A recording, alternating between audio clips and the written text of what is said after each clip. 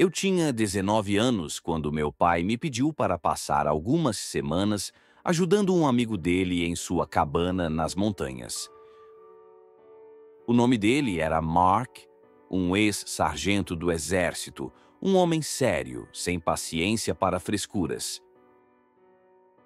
Eu o conhecia de alguns churrascos da família, e ele sempre me pareceu um cara rígido, daqueles que te analisam com um olhar que faz você se sentir culpado de algo que nem fez.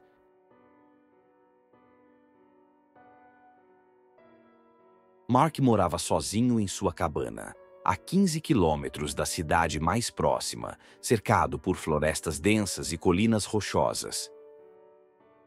Ele só ia à cidade quando precisava de suprimentos e passava o resto do tempo caçando e pescando.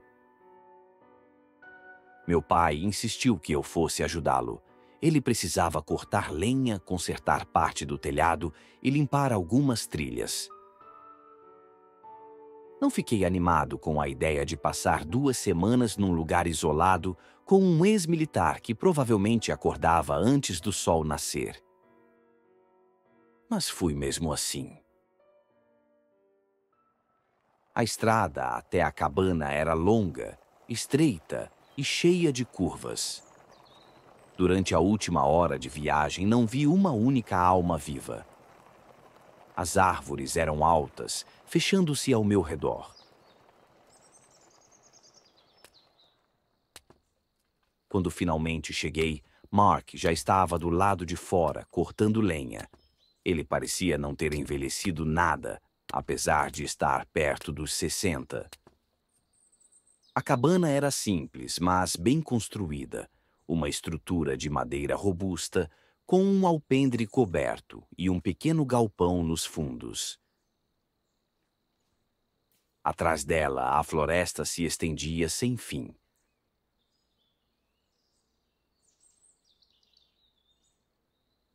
Os primeiros dias foram exatamente como imaginei. Trabalho pesado, madrugadas frias e silêncio quase absoluto. Mark não era muito de conversa, e quando falava era direto ao ponto. Mas então comecei a perceber coisas estranhas. Na terceira noite, acordei com um barulho estranho do lado de fora. Parecia alguém andando ao redor da cabana. Fiquei deitado por um momento, ouvindo. Eram passos, passos lentos, cuidadosos. Eu prendi a respiração. Quem estaria ali àquela hora? Me levantei e olhei pela janela. A lua iluminava fracamente o quintal. Porém, tudo ficou em silêncio novamente. Os passos tinham parado. Dormi mal naquela noite. No dia seguinte, fui até a frente da cabana. O chão ainda estava úmido da chuva da noite anterior. Foi quando vi. Eram pegadas, pegadas grandes e humanas, descalças. Marcadas na lama, elas começavam na floresta, iam até a varanda e depois voltavam. Engoli seco. Alguém esteve ali. Alguém nos observava. Não contei para Mark. Talvez ele já soubesse. Na noite seguinte, Mark e eu jantamos em silêncio. O vento soprava forte, fazendo os galhos se moverem como sombras fantasmagóricas. Quando terminamos de comer, Mark olhou para mim e disse calmamente: "Se ouvir algo lá fora hoje à noite, não olhe pela janela." Eu ri, achando que era uma piada. Mas ele não estava brincando. Ele apagou as luzes e foi para o quarto dele, como se nada tivesse acontecido. Aquilo ficou na minha cabeça. Não demorou muito para eu entender o que ele quis dizer. Era tarde da noite quando acordei de novo. Os passos estavam de volta, dessa vez mais próximos, mais lentos. Meu coração martelava no peito. Fiquei ali, deitado, tentando ignorar. Então a maçaneta da porta se mexeu. Eu prendi a respiração. A maçaneta girou de leve. como se alguém estivesse testando se estava destrancada. O tempo parou. Depois de alguns segundos, os passos começaram de novo. Dessa vez, indo para a janela do meu quarto. Fechei os olhos, me forçando a não olhar. Mas eu precisava saber. Devagar, me virei para a janela. E foi quando eu vi uma silhueta alta, parada na beira da floresta, olhando diretamente para mim. Os galhos balançavam, mas ele não se mexia. Não conseguia ver seu rosto, mas sabia que ele estava olhando. Me afastei da janela e puxei o cobertor sobre mim, tentando fingir que não vi nada.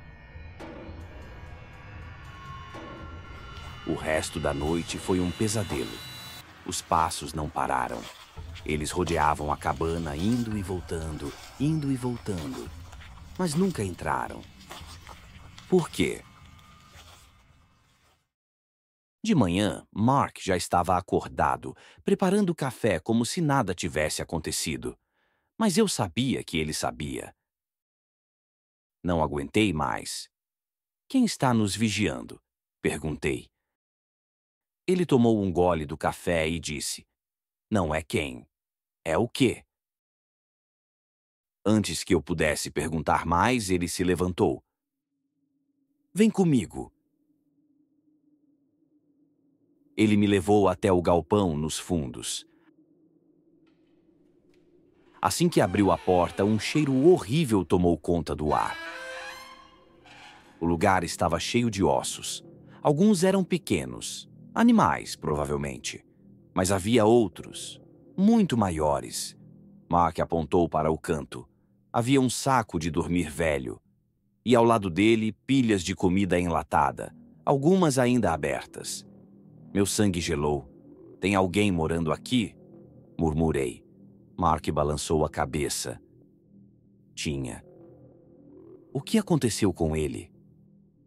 Ele olhou para a floresta. Depois de um longo silêncio, disse: Ele foi levado.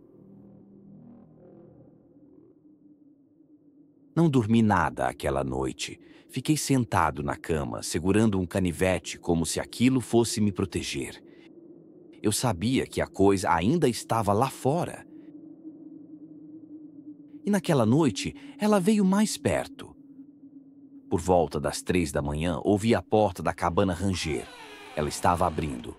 Eu me levantei, pronto para correr.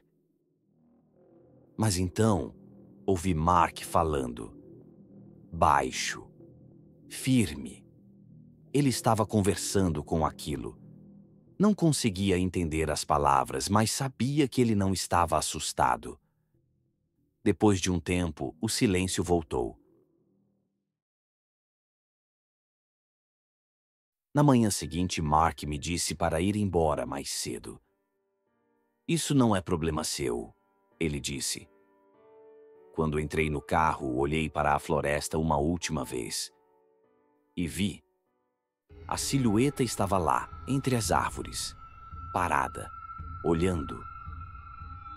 Nunca perguntei a Mark o que era aquilo, e nunca mais voltei para aquela cabana. Mas às vezes, quando fecho os olhos, ainda vejo aquela silhueta, esperando, observando, e me pergunto: quantos outros já viram?